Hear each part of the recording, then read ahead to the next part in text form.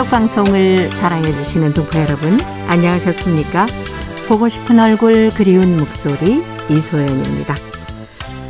만약에 동포 여러분의 삶을 한 단어로 정의를 한다면 여러분은 어떤 단어를 얘기하실까요?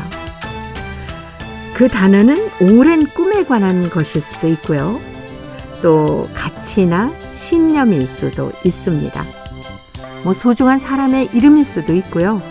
다신 찾을 수 없는 그런 어떤 존재일 수도 있겠죠. 쉽지는 않겠지만 그 고민 속에 내가 무엇을 가장 중요하게 생각하는지 또는 나는 어떤 사람인지 알아가는 중요한 단서가 될 것 같습니다. 나를 살아있게 하는 단어는 무엇일까요? 그 단어는 내 삶을 어떻게 변화시켰을까요? 자, 함께 생각하면서 오늘 첫 곡으로 민혜경의 내 인생은 나의 것 들으면서 출발해봅니다.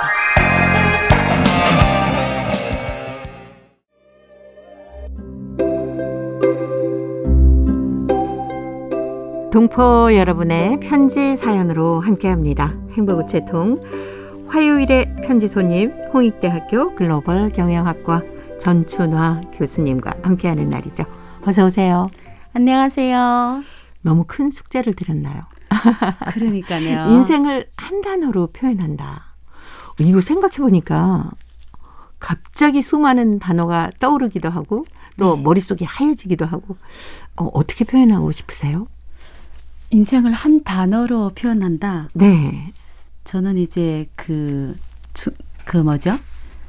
중국어로 学无止境이란 말이 있거든요. 네. 그러니까 뭐라고 해야지? 살아 있을 때까지 공부하자. 아. 네.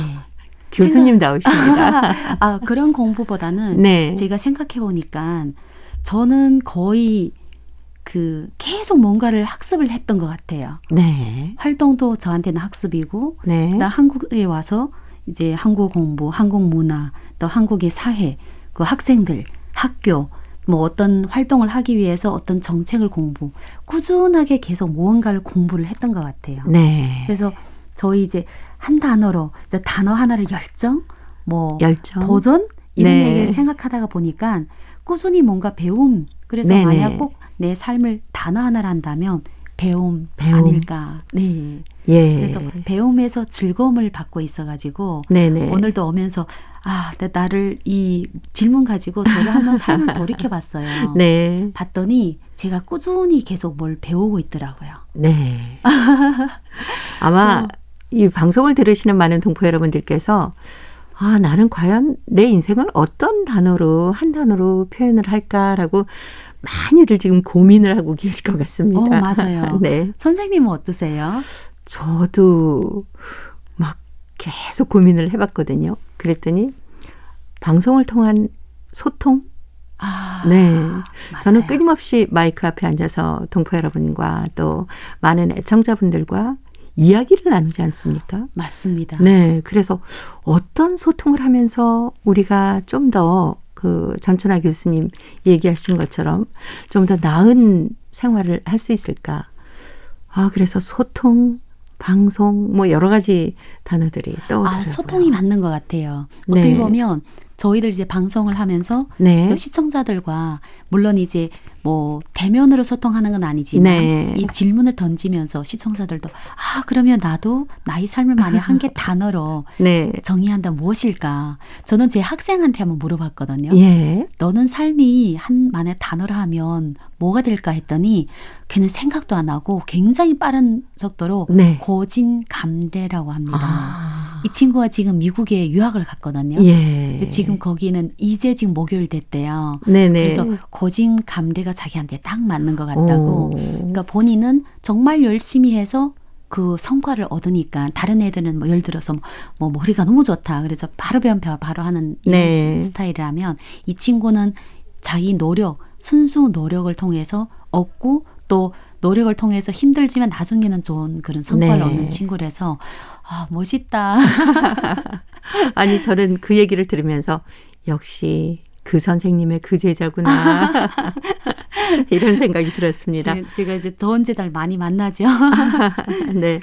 내가 내 인생을 표현하는 어떤 한 단어를 보면은 그 사람이 뭘 중요하게 생각하는지 또 그 사람이 어떤 사람인지 조금은 좀 짐작이 될 것 같아요. 맞아요. 아무래도 선생님께서는 그 배움에 대한 얘기를 하셨고 네. 학생도 또 똑같이 고진감래라고 얘기하지 않았습니까? 네, 맞습니다. 그 생각해 보니까 선생님일수록 더 많이 배워야 돼요. 왜냐하면 사회도 막 변하잖아요. 네네. 배우지 않으면 학생들은 이 사회는 변하는 선생님은 옛날 걸 가지고 계속 가르쳐 줄 수 없으니까 내 다음 주에 제가 수업이 있을 때 이 질문을 모든 학생들한테 한번 질문해 보려고요. 그것도 좋은 것 같습니다. 네, 자기 삶을 만약 묘사해라면 긴 문장으로 얘기하면 누구나 할 수 있는데 네. 정말 정제되고 그중에 단어 하나를 골라라 이러면 정말 심각하게 고민 많이 할 것 같습니다. 그렇습니다. 네. 내가 어떤 것에 가치를 두느냐에 따라서 단어 선택이 완전히 달라질 것 같아요. 네, 맞아요. 저는 막 단어가 굉장히 많이 떠올랐거든요. 네. 그 단어를 하나하나씩 지우는데 너무 아팠어요. 네. 한 번쯤 학생들하고 그런 대화를 나누다 보면은 학생들의 어떤 가치 기준도 좀 달라지지 않을까라는 생각도 드네요. 그렇죠. 그리고 자기를 다른 사람을 평가를 잘 하는데 네. 본인 스스로 본인을 들여다보는 그런 시간이 필요하죠. 그래서 저는 이걸 생각하면서 한 2-3시간 계속 고민했어요. 한 단어로 뭐로 할까? 그러니까요. 사실 지금 말하기 직전까지 네. 여러 단어가 지금 떠올랐는데 그중에 생각해보니까 내가 제일 하고 있는 뭐 이렇게 네. 거창한 단어가 아니라 그냥 내가 편안하게 하는 그 그렇죠. 단어가 내가 아닐까. 네. 오늘 동포 여러분께서도 보고 싶은 얼굴 그리운 목소리 함께 하시면서 내가 추구하는 나의 인생의 어떤 것, 어떤 단어로 표현을 할까 한 번쯤 생각해 보시기 바랍니다.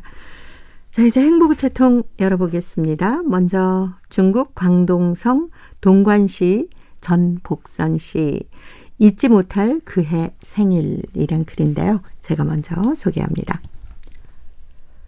오늘은 나의 54번째 생일이다. 수십 번 생일을 쇠했지만 나이가 들수록 아련한 추억으로 그리워지는 생일은 그래도 어릴 적에 고향집에서 쇠었던 생일이다. 특히 내 생에 가장 잊혀지지 않는 생일은 고2 때 17살 때 생일이다. 고중 때부터 나는 연길에서 공부를 해야 했기 때문에 집에서 생일을 쇠지 못했다. 생일 전날인 토요일 오후 나는 부푼 마음으로 수업이 끝나자마자 부랴부랴 기차역으로 뛰어갔다. 마을에서는 탈곡이 한창이었다. 마침 우리 집에서 할 차례여서 그날 집 앞 마당에서 마을 분들 여럿이 벼 탈곡을 하고 있었다. 왜 갑자기 집에 온 거니? 혹시 어디 아파서 온 거니? 엄마, 내일이 내 생일이잖아요. 생일 쇠러 왔어요. 너 지금 제정신이니? 학생이 열심히 공부할 생각 안 나고 아까운 돈을 써가면서 생일을 쉬겠다고 집에 오다니. 아이고, 너 언제면 철들겠니? 그날 저녁 식사를 하면서도 나는 부끄러워서 감히 엄마 얼굴을 바로 쳐다보지도 못했다. 나의 마음을 환히 꿰뚫어 보기라도 한 걸까? 괜찮아. 아까는 내가 너무했다.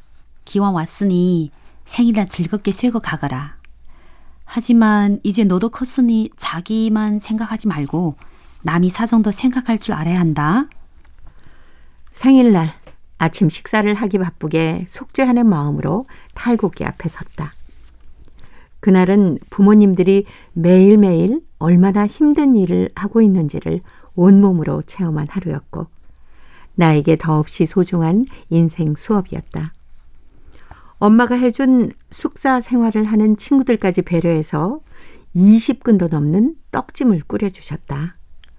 숙사에 돌아와 우리 반 여학생 20명과 함께 호박떡을 먹는 잊지 못할 추억도 남겼다.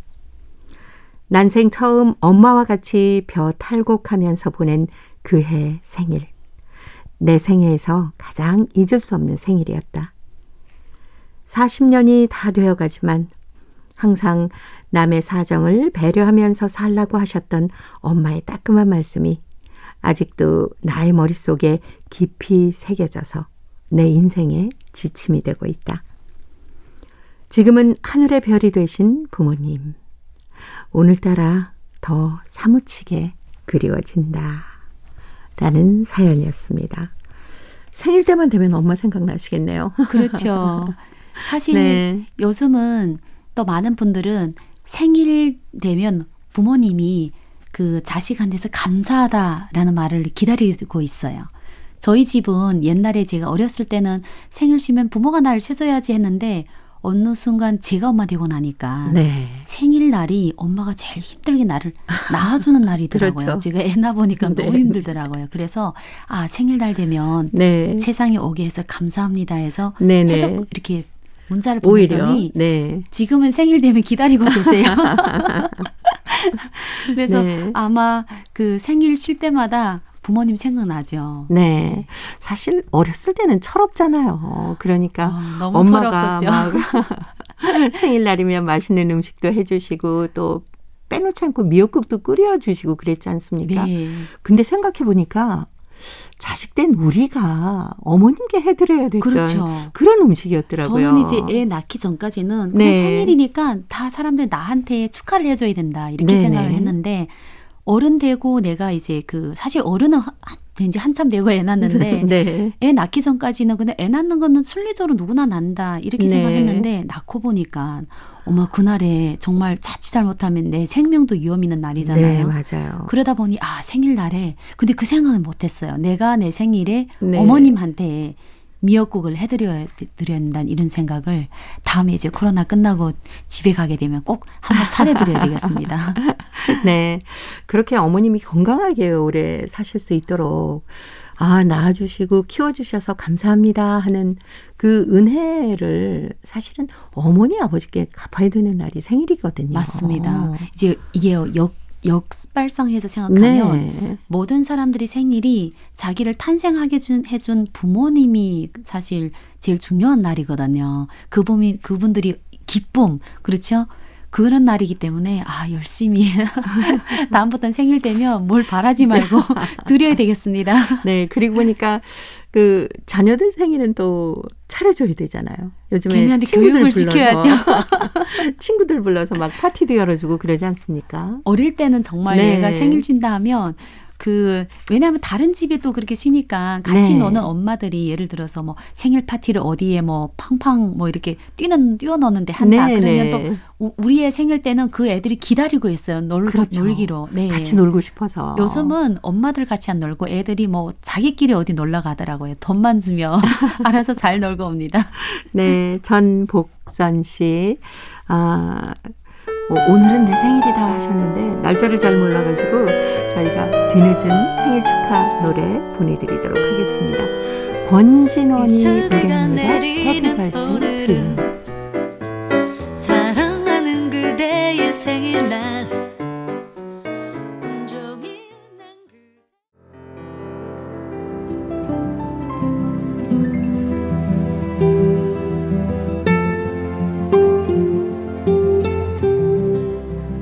동포 여러분의 따뜻한 사연으로 아름다운 추억을 만들어 드립니다.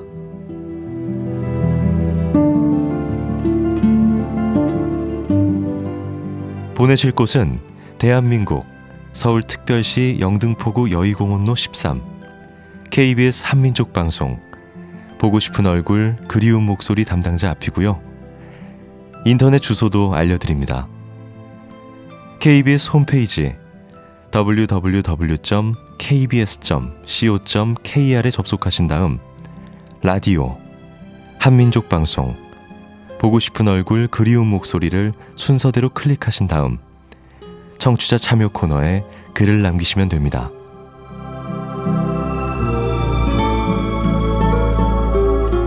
정다운 이야기와 아름다운 음악이 있는 보고 싶은 얼굴 그리운 목소리, 동포 여러분과 늘 함께하겠습니다. 화요일의 행복우체통 홍익대학교 글로벌 경영학과 전춘화 교수님과 함께하고 있습니다.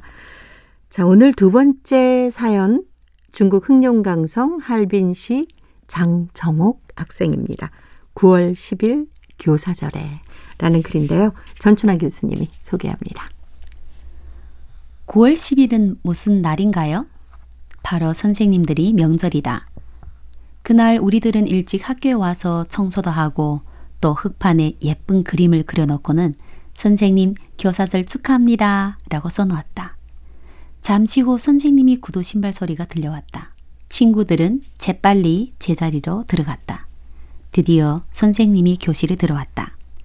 선생님 교사절 축하합니다. 친구들은 이구동성으로 인사하며 90도 경례를 했다. 순간 선생님의 눈가에 이슬이 반짝였다. 이번 교사절은 우리들이 소학교 시절 마지막으로 선생님과 함께 보내는 교사절이다. 우리들이 축복에 선생님 무척 감동되셨다. 선생님께서는 울먹이는 목소리로 말씀하셨다. 친구들 고마워요. 우리는 축복으로 가득한 흙판 앞에 모여 찰칵찰칵 사진을 찍었다. 사진을 다 찍고 난 우리는 용돈을 모아서 산 선물을 선생님께 드렸다. 선생님은 선물들을 하나하나 열어보았다. 선생님께서는 나의 선물을 열어보시더니 크레트 같다고 하셨다. 나는 몹시 안타까웠다. 그것은 인터넷에서 주문해 평소 아껴 모아둔 돈으로 고무 지우개가 마음에 들어 그 고무를 샀다. 그 이유는 바로 선생님은 고무 같고 우리는 연필 같기 때문이다. 공부에서나 생활에서 우리들이 빗나가지 않도록 선생님은 우리를 지켜보시면서 우리가 잘못한 것을 얼른 지적해 주시고 다독여 주신다. 이런 생각에 나는 고무 지우개를 사서 곱게 포장한 후 선생님께 드렸던 것이다. 나는 내가 고무 지우개를 산 이유를 선생님께 말씀드렸다. 선생님이 얼굴이 갑자기 한바꽃같이 환해졌다. 우리가 얼마 지나지 않아 도리 소학교를 졸업하고 중학교로 간다 해도 선생님이 따뜻한 가르침은 밤 하늘이 북극성 마냥 우리 앞길을 밝혀줄 것입니다. 선생님, 교사절 진심으로 축하합니다. 네. 의미 있는 선물도 하고 교사절 축하드립니다 라고 얘기를 했는데 한국에서는 5월 15일이 스승의 날이거든요. 네. 아, 중국에서는 9월 10일이 교사절이네요. 네, 맞습니다. 네. 중국의 교사절은 중국은 1학기가 9월 1일이거든요. 그래서 네. 학기 바로 시작하자마자 교사절 되는 셈입니다. 그렇군요. 네. 네. 근데 교사절에 이렇게 학생들이 막 그 장식도 해놓고 막 선생님께 축하합니다. 선물도 드리고 그 모습이 너무 예쁠 것 같아요. 왜 그런가 하면 한국 같은 경우에는 뭐 한 학기 1년에 한 번씩 담임 선생님을 바꾸는 네네. 그 제도가 있다면 저는 학교 다닐 때 1학년부터 6학년까지 담임 선생님을 안 바뀌는 곳도 있어요. 아, 그래서 한 네. 선생님이 굉장히 오랜 시간 동안 그 반의 학생들을 책임지기 때문에 선생님하고 굉장히 그 감정이 굉장히 좋아요. 그러다 보니 그렇겠네요. 학생들마다 교사절 되면 정말 이벤트를 많이 하거든요. 네. 그래서 선생님 우는 모습을 굉장히 많이 볼 수 있고 네네. 또 그 요즘은 영상이 이렇게 많이 있으니까 네. 이전에는 그냥 학교 내에서 저 반, 우리 반 이렇게 보는데 지금 영상까지 있으니까 영상 컨텐츠를 만들어가지고 네. 막 온라인에 올려서 그렇게 선생님을 축하하는데 저도 중국에서 한 거의 7년 정도 선생님을 했잖아요. 네. 정말 재밌어요. 선물도 굉장히 네. 귀엽고 그래서 그렇죠. 이 친구가 지금 고무 지우개 선물한 거 진짜 어, 의미가 깊네요. 그렇죠. 네. 네. 아, 정말 얼마나 선생님께 뭘 드릴까 고민했을까라는 것도 느껴질 수 있었습니다. 네. 그리고 오히려 초등학생들이 네. 어른들보다 더 그 깊게 생각하는 것 같아요. 아. 오히려 어른들은 네. 선생님한테 뭐 식사 뭐 건강식품 하나 사드리자 뭐 네네. 약간 이렇게 필요성 있는 걸 한다면 아이들은 정말 철학적으로 다가서 선생님은 고무지우개 같다. 그렇죠. 아, 우리보다 뭔가 낫습니다. 지워야 될 것은 깨끗하게 지울 수 있게 해주시는 분이고, 네. 예, 아우 굉장히 깊이 생각한 선물이에요. 그러니까 학생들이 네. 연필 같다. 막 낙서할 수도 있고 잘 쓸 수도 그렇죠. 있고. 이걸 어디다 써야 되겠어요?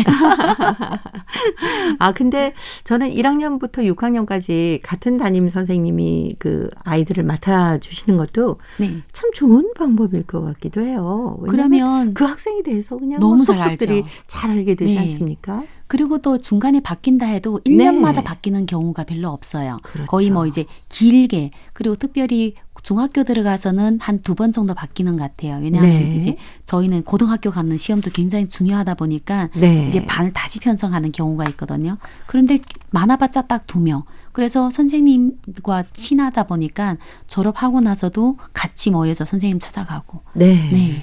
그랬습니다. 저희들도 같이 모여서 오늘 선생님 스승의 날이니까 선생님께 가야 돼. 그래서 막 꽃도 사고 그래서 맞아요. 찾아갔던 생각나요. 저희 애는 5학년 선생님이랑 네. 6학년 담임 선생님, 2 담임 선생님이 결혼을 했어요. 네. 다 다른 학교 간 다음에 네. 얘네를 초청하진 않았는데 어떻게 소문이 났나 봐요. 네. 그래서 너무 좋겠다고 한 번에 3번 찾아보면 두 분 다 그렇죠. 같이 두 분을 있으니까. 뵈니까. 네. 네. 근데 사실 생각해 보면은 우리 동포 학생들에게는 선생님은 부모님과 똑같은 맞아요. 그런 역할들을 하고 계시지 않습니까? 특별히 이제 부모님이 이제 해외로 한국이나 다른 데 곳으로 이제 네. 먼 곳을 떠날 때는 사실 뭐 할머니 할아버지와 계시다 보니까 선생님이 거의 부모님 역할을 하시죠. 그렇죠. 할머니 할아버지들은 보통 이제 식사나 네. 뭐 생활을 책임지지만 나이 생각감 나이의 어떤 변화는 잘 이렇게 캐치 못할 때가 많은데 선생님께서 네. 이제 애들 잘 인도하고 또 어떤 선생님은 아예 자기 집에 데리고 그렇죠. 와서 같이 키우는 그 네. 선생님도 그게 계시거든요. 돌보는 선생님도 계시더라니까요. 맞아요. 그게 사실 쉬운 일이 아니에요. 그럼요. 자기 애도 키우다가 네. 막 스트레스 받는데. 네. 아무래도 교수님께서는 뭐 스승의 날 맞으면서 감회가 좀 남다르실 것 같습니다. 맞습니다. 저는 이제 한국에 와서 중국에 있을 때도 또 다르게 이제 지냈지만 네. 한국 와서 학생들이 이제 그 스승의 날 되면 뭐 간단한 뭐 이제 와서 메시지 보내주거나 네. 뭐 이제 취직한 친구들은 그렇죠. 뭐 작은 선물을 네. 카카오톡으로 보내준 친구도 있고 선물이 중요한 거 아니라 기억하고 있다는데 그럼요. 너무 감동이 되는 거예요. 네. 그 저는 그 이전에 그 했던 친구들하고 종종 만나는데 올해부터는 이 친구들이 결혼을 해요. 그래서 벌써 그렇게 결혼식을 됐네요. 네. 2번 나갔다 왔거든요. 근데 네네. 10월 달에 또 있어요. 그래서 보니까 이 친구들도 학교 다닐 때하고 좀 달라졌습니다. 이제 몸도 조금 네. 낫고 약간 이제 아직도 젊기는 하는데 네. 정말 성인이 됐다. 학교 다닐 땐 물론 성인이지만 학생 같은 느낌. 막 상담하고 고민하는 그런 친구들이 다 너무 멋지게 됐어요. 네. 그런 학생들이 아무래도 우리 전춘하 교수님 아까 인생의 단어를 배움이라고 하셨는데 끝까지 아마 좋은 배움들을 많이 갖고 갈 것 같습니다. 네, 배움이 끝이 없습니다. 우리 모두 배웁시다. 네. 자, 화요일에 행복우체통 홍익대학교 글로벌 경영학과 전춘하 교수님과 함께 했습니다. 한스 밴드의 노래 선생님 사랑해요. 우리 전춘하 교수님께도 함께 드리는 노래입니다. 감사합니다. 이 노래 들으시면서 다음 주에 또 뵐게요. 네, 고맙습니다. 감사합니다.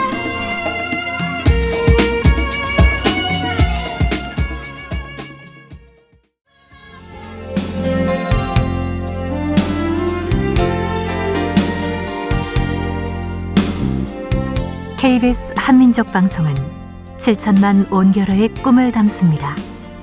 지구촌 곳곳으로 뻗어나간 한민족의 중심 채널 KBS 한민족 방송은 더 나은 미래를 위한 초석이 되고자 합니다. 여기는 대한민국 서울에서 보내드리는 KBS 한민족 방송입니다. KBS 한민족 방송 보고 싶은 얼굴 그리운 목소리 듣고 계십니다. 자, 이제 동포 통신원들과 전화를 연결해서 여러분 계신 곳에 새로운 소식을 전해드립니다.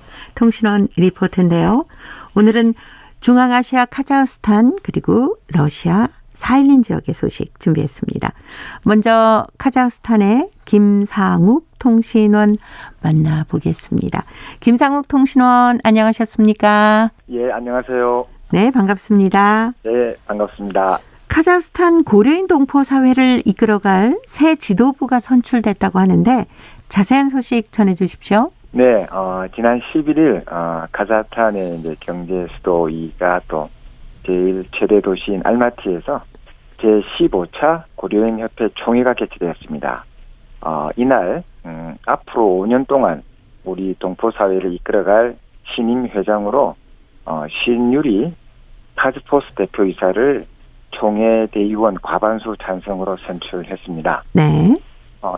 이번 총회는요, 카자흐스탄 각 지역의 고려인 협회장들 그리고 평소 우리 언어와 또 전통 문화를 보존 발전시키는데 큰 기여를 하고 있는 활동가들 그리고 이제 사회 각 분야, 과학, 교육, 스포츠, 예술 분야 각 분야의 우리 고려인 대표들 그뿐만 아니라요. 카자흐스탄 정부 그리고 지방자치단체에서 일하는 우리 고려인 공무원들도 참가했고요.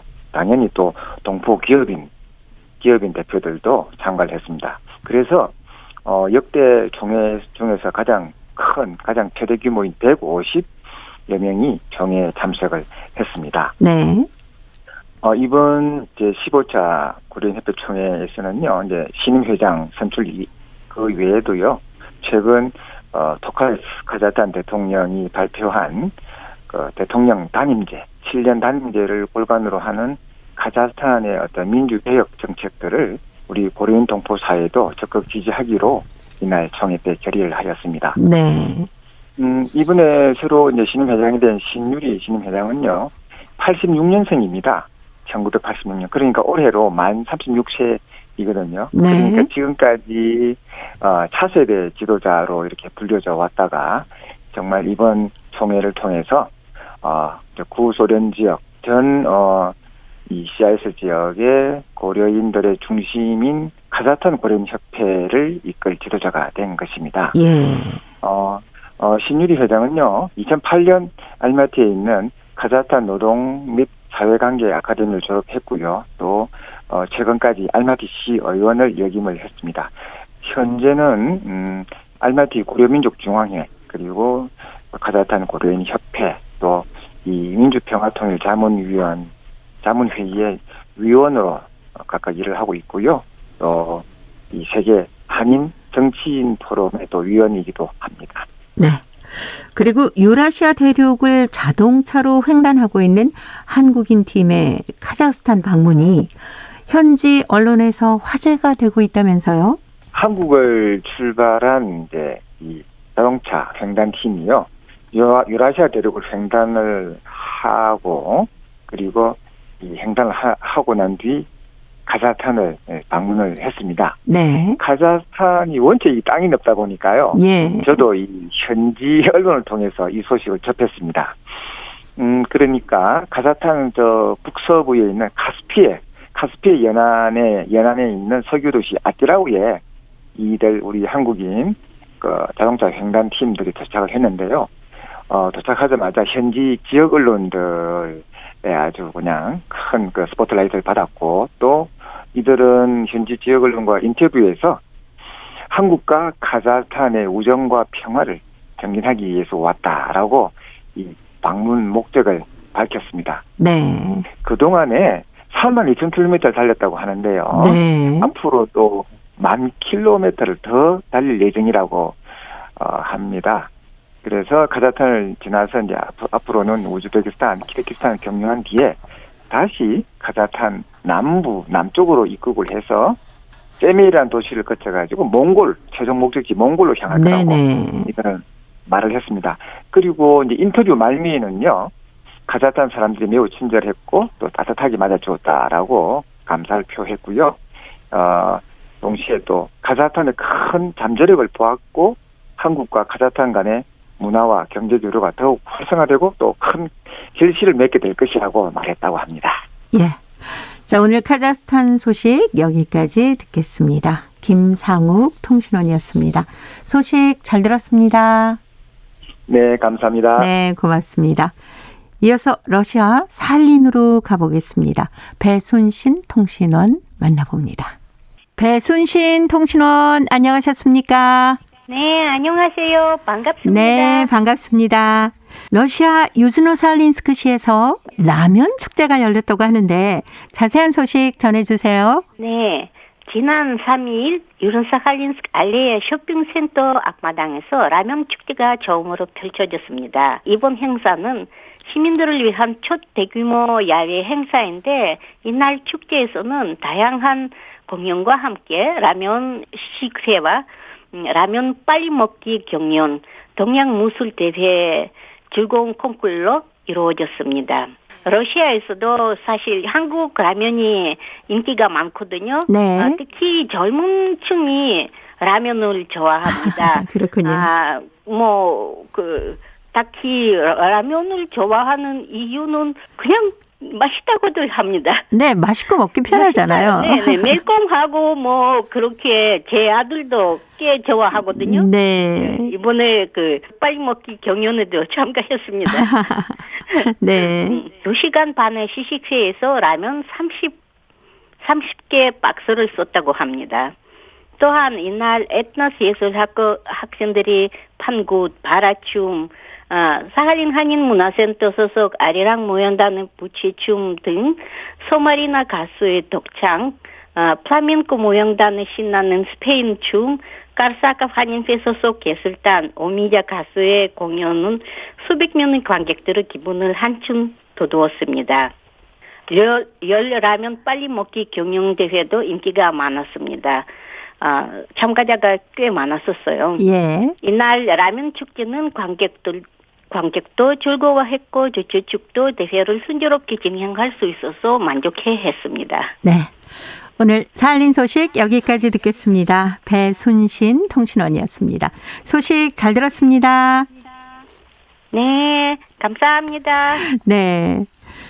지난 3일에 유즈노 사할린스크 알레야 쇼핑센터 앞에서 라면 축제가 처음으로 펼쳐졌다고 합니다. 다양한 공연도 열리고 라면 시식회, 라면 빨리 먹기 경연, 동양 무술 대회까지 정말 즐거운 시간이었겠네요. 에트노스 예술학교 학생들의 굿판, 바라춤, 또 사할린 한인문화센터 소속 아리랑 무용단의 부채춤, 서마리나 가수의 독창, 플라멩코 무용단의 신나는 스페인 춤을 비롯해서 이 공연이 많은 관객들의 기분을 한층 돋우었다고 합니다. 그중에서 제일 인기가 있었던 것은 라면 빨리 먹기였다고 하는데 요즘 세계 곳곳에서 한국의 라면이 정말 인기입니다. 사할린도 예외가 아니라는 걸 다시 한번 느낄 수 있었네요. 자, 이제 퀴즈를 통해서 대한민국의 역사와 문화까지 배울 수 있는 퀴즈 한마당 이어드립니다. 동포 여러분과 퀴즈로 하나 되는 시간 퀴즈 한마당. 이게 무슨 냄새지? 무슨 냄새가 난다고 그래요? 이거 분명히 생선 구운 냄새인데. 아니, 개코도 아니고 왜 자꾸 이 냄새를 맡고 그래요? 혹시 당신 혼자 생선 구워 먹은 거예요? 아니, 왜요? 난 생선 구워 먹으면 안 돼요? 안 된다는 게 아니라 나 다이어트 중일 때 먹으니까 그렇지. 응? 이게 무슨 소리지? 내 뱃속에서 나는 소리예요. 생선 얘기하니까 배고파서.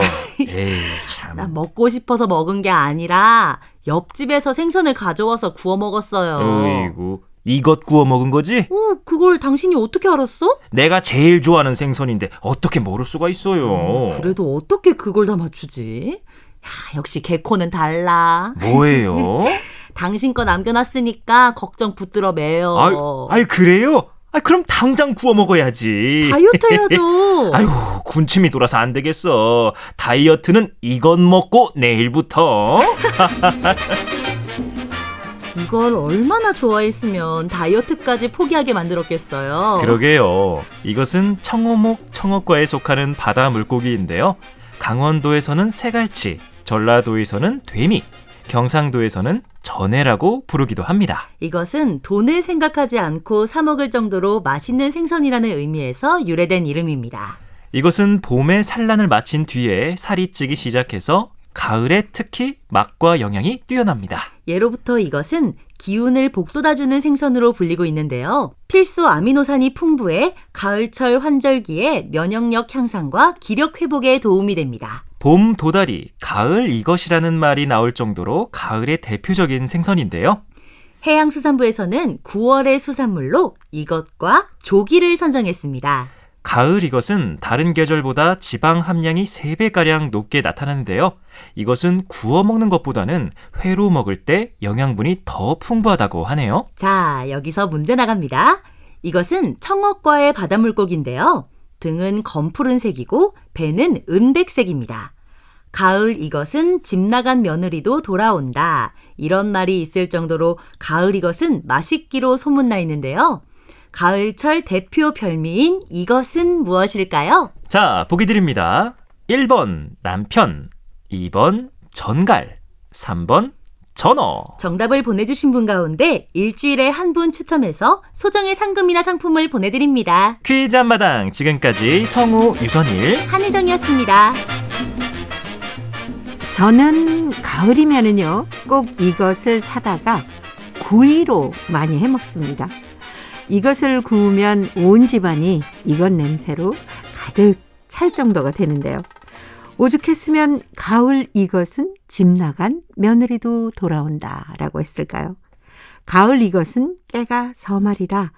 이런 속담이 있을 정도로 이것은 예로부터 정말 손꼽히는 가을 별미 중에 하나였습니다. 그래서인지 가을철이면 곳곳에서 이것 축제까지 열리더라고요. 동포 여러분 계신 곳에서도 이것이 나는지 그것도 궁금합니다. 이것을 드셔보신 분도 많으실 것 같아요. 그 먹거리에 대한 추억이 있으면 저희 행복우체통에 보내주시기 바랍니다. 정답은 KBS 홈페이지에 접속하신 다음에 라디오 한민족방송 보고 싶은 얼굴 그리운 목소리를 순서대로 누르시면은 청취자 참여란이 있습니다. 여기에 정답도 남겨주시고 행복우체통에 사연도 많이 보내주시기 바랍니다. 그리고 콩으로 정답 보내실 때는 연락처를 꼭 잊지 마시고 남겨주세요. 여러분의 많은 참여 기다리겠습니다.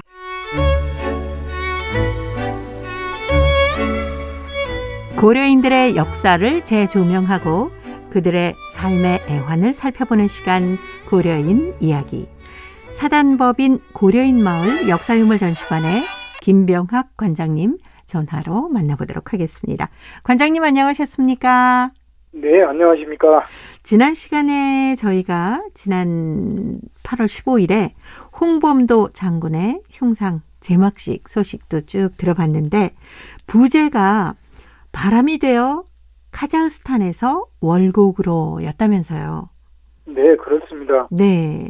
제가 지은 건 아닌데 네. 아마 많은 분들이 뜻을 모은 것 같아요. 그리고 이 부제가 정말 적절했던 것 같아요. 네. 그 바람이 되어 카자흐스탄에서 월곡으로 어떤 분이 지었는지 저도 확인해봐야 되겠습니다. 네. 이건 그 홍범도 장군의 정신과 영혼, 그 뜻과 기상이 보이지는 않지만 마치 바람에 실려서 네. 이 월곡 이곳으로 다시 와서 여기에 뿌리를 내리는 것 같은 그런 느낌을 줘서 정말 이걸 참 잘 생각이 냈다는 생각이 듭니다. 네. 또 그렇게 또 멋지게 그날 또 행사가 진행이 됐지요. 예. 무더위 속에서도 그 무더위에도 불구하고 자리를 이렇게 떠나가고 싶지 않아 했던 네. 그런 정말 뜨거운 행사였습니다.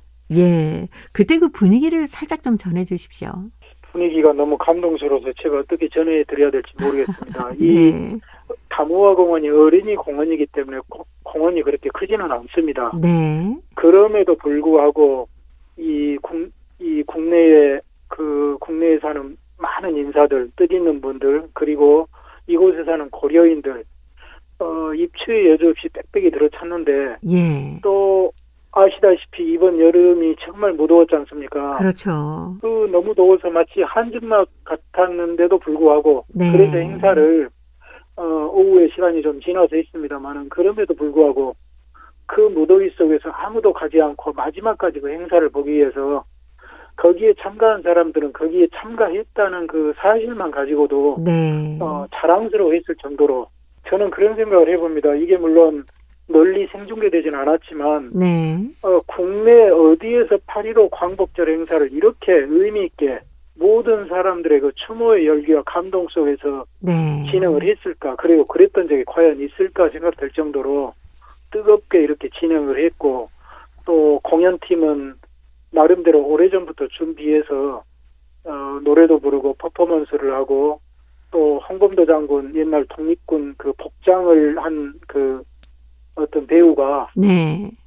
마지막에 또 홍범도 장군 흉상 지막식 할 때는 병사가 장군 외치면 우리 모두는 깨어나시오 하면서 그 흉상을 지막했던 네. 그러면서 그 위엄이 드러났던 그 감동을 잊을 수가 없습니다. 이 행사를 연계해가지고 그 손님들이 바로 이 고려인 역사유물 전시관으로 와서 네. 또 이 홍범도 장군 특별전을 보면서 네네. 또 역시 우리 독립군 복장을 한 병사가 네네. 자신이 홍범도 장군의 그 장군이 돼서 네. 이 관람객들에게 이것이 내 모습이요.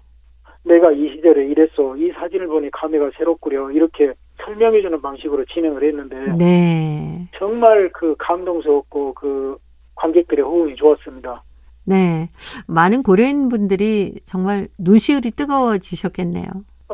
고려인들이 160년 세월을 이렇게 수많은 그 세월을 유랑하고 또 여기저기 흩어지고 또 고생을 해가고 또 자리를 잡아가면 또 전쟁이 일어나고 이러한 과정을 겪으면서 그래도 홍범도 장군을 비롯한 몇 명의 어떤 고려인의 그 지도자 네. 그분들을 그 마음의 의지처로 삼아서 이렇게 살아왔는데 막상 또 그분의 동상이 세워지고 이렇게 되는 걸 보면서 정말 이제는 이 정신을 가지고 여기에서 안심하고 아무런 걱정 없이 이렇게 살아갈 수 있겠구나 하는 그런 생각을 갖기도 하고 또 과거에 살아온 그 신선했던 그 삶에 대한 어떤 그 뭐랄까 회한이랄까요 이런 게 굉장히 교차를 했던 것 같습니다. 그래서 어찌 보면 고려인들에게 더 특별했던 날이었겠지요. 네.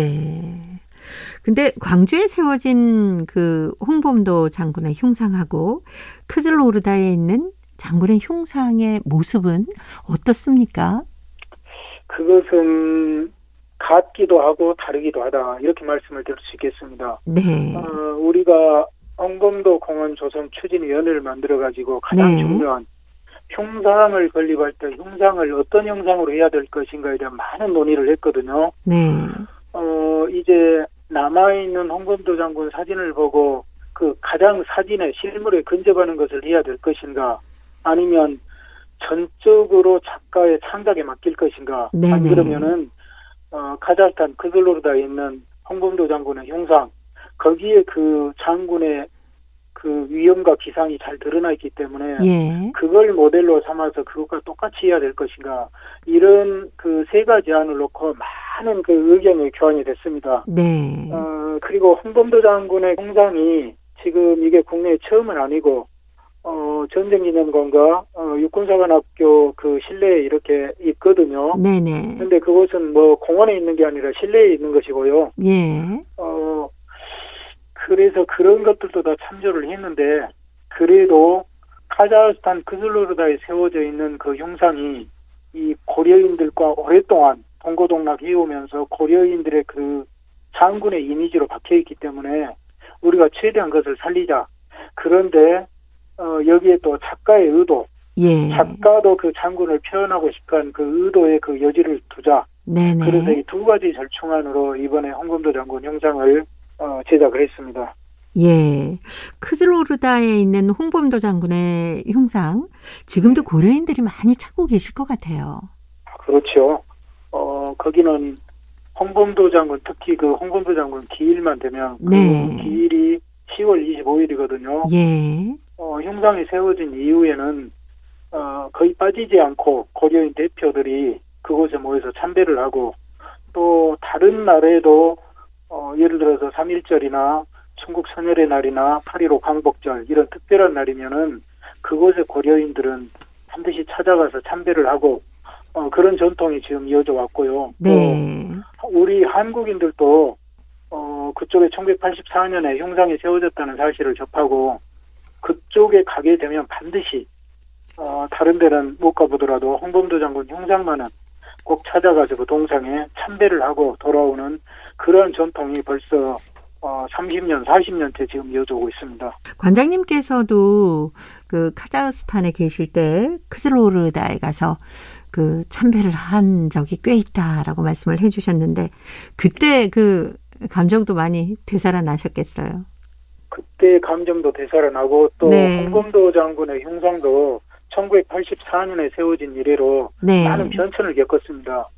처음에는 이렇게 크지 않은 그 밋밋한 대리석 좌대 위에 이렇게 흉상만 이렇게 세워져 있었고 다른 아무것도 없이 어찌 보면 이렇게 관리가 잘 안 돼 있던 것도 사실입니다. 그런데 그 이후로 또 이걸 뭐 다른 곳으로 이전하고 또 울타리를 만들고 또 1995년에는 우리나라 정부에서 거기에 그 기념물을 조성하면서 새로 넓히고 공원화하고 네. 또 그 앞에는 통일문이라고 해서 우리의 그 기와집을 본딴 이런 그 입구에 또 문도 만들고 이래저래해서 많은 변천을 겪었거든요. 네. 그래서 그 시기가 지날수록 좀 더 홍범도 장군의 그 뜻을 기릴 수 있는 그 더 좋은 환경과 분위기가 이렇게 조성이 됐지요. 또 그곳에 홍범도 장군의 거리도 생겼고 네. 또 그 거리에는 그 전설적인 항일 의병장 홍범도 장군을 기리는 이 거리다에서 그런 명판도 새겨져 있고 이런 여러 가지 분위기가 이제 더욱더 이 고려인들이 합심해서 이 홍범도 장군의 뜻을 그 기리려는 그런 의지가 모아진 결과로 제가 93년에 처음 참배를 했을 때보다는 네. 훨씬 더 이렇게 추모하는 염이 우러날 수 있게 그런 분위기로 조성이 되었습니다. 예. 고려인 이야기 오늘도 홍범도 장군의 흉상에 관한 이야기 나눠봤습니다. 사단법인 고려인 마을 역사인물전시관의 김병학 관장님이었습니다. 다음 주에 또 뵙겠습니다. 네, 감사합니다. 네, 고맙습니다. 오늘도 함께해 주신 동포 여러분 고맙습니다. 내일 찾아오겠습니다. 안녕히 계십시오.